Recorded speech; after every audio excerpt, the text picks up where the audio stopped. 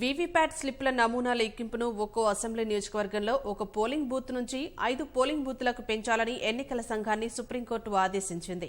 సార్వత్రిక ఎన్నికల్లో కనీసం 50% ఈవీఎంలలో పోలైన ఓట్లను వీవీప్యాట్ స్లిప్పులతో సరిపోల్చాలని తెలుగుదేశం అధినేత చంద్రబాబు నేతృత్వంలో 21 ప్రతిపక్ష పార్టీలు సుప్రీంకోర్టును ఆశ్రయించిన నేపథ్యంలో దీనిపై విచారణ చేపట్టిన సర్వోన్నత న్యాయస్థానం ఈ మేరకు తీర్పునిచ్చింది.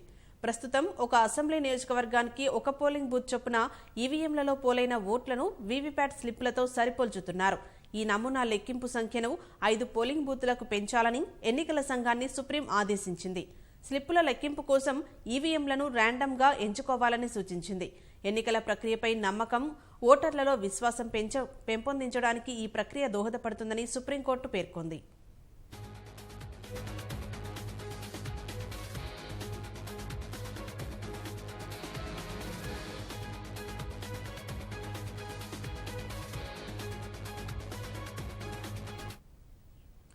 వీవీప్యాట్ స్లిప్ల నమూనాల ఎక్కింపును ఒక్కో అసెంబ్లీ నియోజకవర్గంలో ఒక పోలింగ్ బూత్ నుంచి 5 పోలింగ్ బూత్లకు పెంచాలని ఎన్నికల సంఘాన్ని సుప్రీంకోర్టు ఆదేశించింది. సార్వత్రిక ఎన్నికల్లో కనీసం 50% ఈవీఎంలలో పోలైన ఓట్లను వీవీప్యాట్ స్లిప్పులతో సరిపోల్చాలని తెలుగుదేశం అధినేత చంద్రబాబు నేతృత్వంలో 21 ప్రతిపక్ష పార్టీలు సుప్రీంకోర్టుకు ఆశ్రయించిన నేపథ్యంలో దీనిపై విచారణ చేపట్టిన సర్వోన్నత న్యాయస్థానం ఈ మేరకు తీర్పునిచ్చింది. ప్రస్తుతం ఒక అసెంబ్లీ నియోజకవర్గానికి ఒక పోలింగ్ బూత్ చొప్పున ఈవీఎంలలో పోలైన ఓట్లను వీవీప్యాట్ స్లిప్లతో సరిపోల్చుతున్నారు. ఈ నమూనా లెక్కింపు సంఖ్యను 5 పోలింగ్ బూత్లకు పెంచాలని ఎన్నికల సంఘాన్ని సుప్రీం ఆదేశించింది.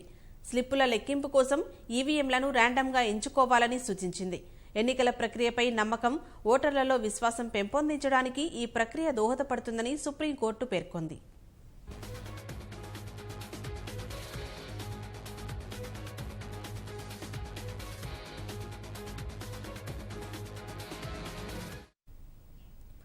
వీవీప్యాట్ స్లిప్ల లెక్కింపుపై సుప్రీం ఆదేశాలకు సంబంధించిన మరింత సమాచారం మా ప్రతినిధి విద్యాసాగర్ను అడిగి తెలుసుకుందాం. విద్యాసాగర్, వీవీప్యాట్ స్లిప్ల లెక్కింపులో సుప్రీం ఆదేశాలపై పూర్తి సమాచారం ఏంటి? స్వాతి, దేశంలోని 21 పార్టీలు దాఖలు చేసినటువంటి పిటిషన్ పై ఈ రోజు సుప్రీంకోర్టులో కీలక తీర్పు వెలువడింది. 50% వీవీప్యాట్ స్లిప్పులను లెక్కించాలంటూ కూడా చంద్రబాబు నేతృత్వంలోని 21 పార్టీలు పిటిషన్ దాఖలు చేశాయి. దీనికి సంబంధించి గతంలో ఏదైతే ఒక్క అసెంబ్లీ స్థానంలో ఒక్క వీవీప్యాట్ సంబంధించిన స్లిప్పులు మాత్రమే లెక్కిస్తూ వచ్చారు, దాన్ని 5కు పెంచుతూ ఈ రోజు సుప్రీంకోర్టు ఆదేశాలు వెలువరించడం జరిగింది. గతంలో ఏవైతే పార్లమెంటు స్థానంలో ఒక సెగ్మెంట్ గా తీసుకొని దానిలో ఒక అసెంబ్లీ నుంచి ఒక ఈవీఎం కు అనుసంధానమైనటువంటి వీవీప్యాట్ లో యొక్క స్లిప్ ను మాత్రమే లెక్కిస్తూ వచ్చారు. దాన్ని ఇక్కడ నుంచి 5 ఈవీఎంలను సెలెక్ట్ చేసుకొని వారి యొక్క వీవీప్యాట్ స్లిప్ ను లెక్కించాలంటూ సుప్రీంకోర్టు స్పష్టమైన ఆదేశాలు జారీ చేయడం జరిగింది. దీనికి సంబంధించి ఈ ఎలక్షన్ కమిషన్ ఉన్నటువంటి పరిమితులు, అదేవిధంగా ఇబ్బందులు అన్నింటినీ పరిగణలోకి తీసుకున్నటువంటి సుప్రీంకోర్టు ఈ మేరకు నిర్ణయం తీసుకున్నట్లుగా కూడా సుప్రీంకోర్టు ప్రధాన న్యాయమూర్తి రంజన్ గొగోయ్ స్పష్టం చేశారు. కాకపోతే ఆ ఓటర్ల యొక్క నమ్మకాన్ని, విశ్వాసాన్ని ఆ ఎలక్షన్ కమిషన్ అర్థం చేసుకోవాలి. వారికి కూడా కొంత వారు ఓటు వేశామన్న దానికి నమ్మకం కలిగి ఓటర్ ప్రశాంతంగా ఇంటికి చేరేలా చూడాలన్న దానికి అనుగుణంగానే ఈ నిర్ణయం తీసుకున్నట్లుగా కూడా చెప్పడం జరిగింది. గతంలో ఈ నియోజకవర్గం నుంచి ఒక్క వీవీప్యాట్ స్లిప్పులు మాత్రమే లెక్కించడంతో దేశంలోని 21 పార్టీలు అంటే 70% ఓటర్లకు ప్రాతినిధ్యం వహిస్తున్నటువంటి 21 పార్టీలు తమ అనుమానాలను లేవనెత్తుతున్నాయి. వారందరికీ కూడా ఆ ఈసీ ఏదైతే ఉందో దానికి సమాధానం చెప్పాల్సిన బాధ్యత ఉంది.